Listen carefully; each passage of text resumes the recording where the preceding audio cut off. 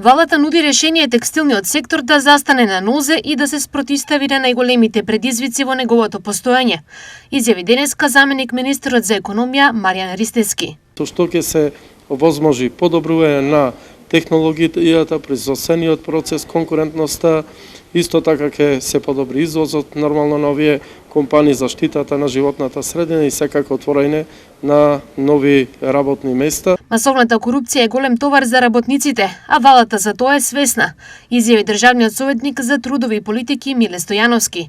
Затоа се држиме сите до словото на законот.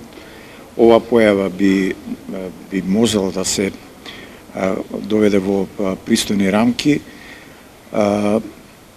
Сите оние механизми кои што стојат на располагање на инспекторатот се користат, значи правните алати, се преземат мерките. Во таа насока сите инспекции активно се вклучени во сите сегменти, но недостасува кадар за поголема ефикасност. Имаме и кадровски проблеми, значи недостаток на кадар, меѓутоа мора да се води сметки за тоа дека и самата политика, казнена политика е доста блага во моментов и таа треба да се адаптира на состојбите, така да и во тој аспект, кога ќе се доведат работите во една солидна рамка, може да очекуваме подобри резултати. Ова денес беше истакнато на отварањето на годинешнава традиционална 9-та поред текстилијада, на која работничките проблеми се повторно на маса и ќе се побара решение за нив, бидејќи видиме зошто цело време работниците се колатералната штета во цела оваа ситуација. Знаете дека остануваат без неколку плати, се затвараат, заминуваат од денес за утре. Како што каже господинот Миле, казнените политики се, вие кога ќе пишете казна за 100 евра